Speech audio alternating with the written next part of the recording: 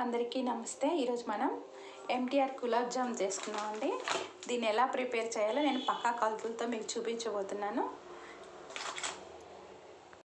మనం ఈ గులాబ్ జామ్లోకి యాలక్కాయలు, సోడా ఉప్పు, అరకిలో పైన ఉంది చక్కెర. యాలక్కాయల్ని కొంచెం చక్కెర వేసి మెత్తగా పౌడర్ చేసుకున్నాం. గులాబ్ జామ్ పౌడర్లో కొంచెం చిటికెడు సోడా వేద్దాం. కొంచెం చిటికెడు సోడా వేసి ఇవి మెత్తగా ఉండలుగా తయారు చేసుకున్నాం. దీంట్లో మనం కొంచెం వాటరు, కొద్దిగా ఆయిల్ వేసి కలుపుకున్నాం.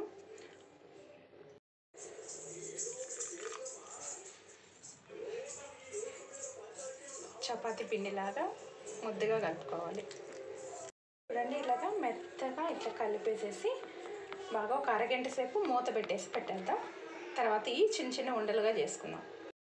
చూడండి, ఈ యాలక్కాయని కొంచెం చక్కెర వేసి మిక్సీ పట్టి పెట్టాను. ఈ పౌడర్ మనం పాకం పెట్టినప్పుడు వేస్తే బాగుంటుంది, మంచి స్మెల్ వస్తుందండి.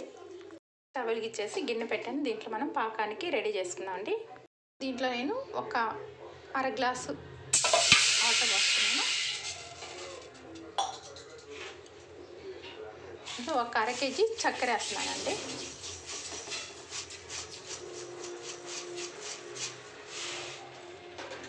ఇది పాకం బాగా వచ్చేదాకా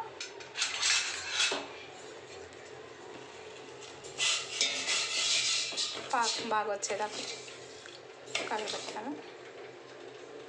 పాకం వచ్చేస్తుంది. ఇది గట్టి పడకుండా ఉండటానికి ఒక అరచక్క నిమ్మకాయ రసం పిండుకుందాం.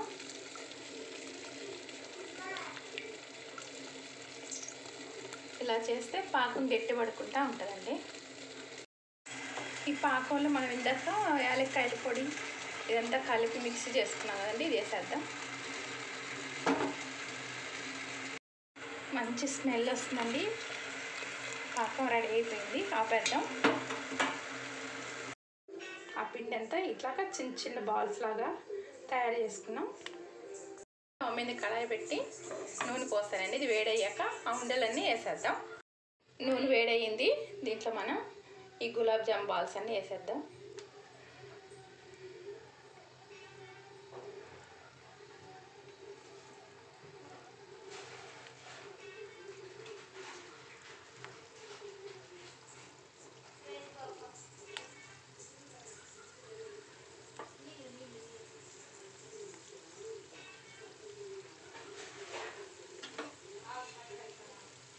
ఈ గెంటితో నిదానంగా ఇట్లా కదిలించాలి.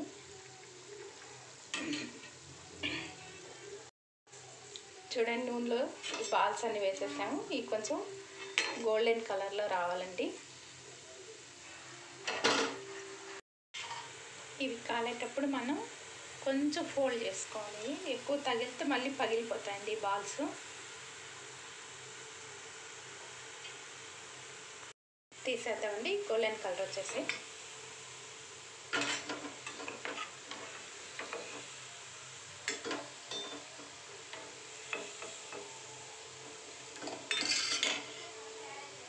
అన్నీ కూడా ఇలాగే వేసేద్దాం.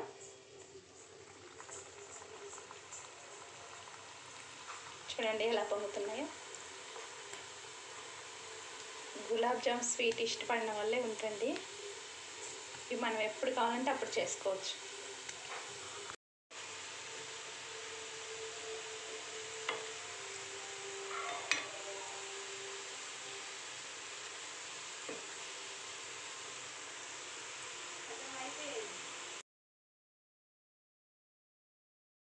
మనం ఇవి వేసేటప్పుడు నూనె హైలో పెట్టుకోకూడదండి. ముఖ్యంగా సిమ్లో పెట్టుకొని వీటిని నెమ్మదిగా ఇలా వేయించుకోవాలి. గోల్డెన్ కలర్లో వచ్చినాయని తీసేద్దాం. లోపల వరకు ఉడకవండి, హైలో పెడితే తొందరగా మాడిపోతాయి. ఇవన్నీ మనం ఈ పాకంలో వేసేసి మూత పెట్టేద్దాం ఒక అరగంట సేపు.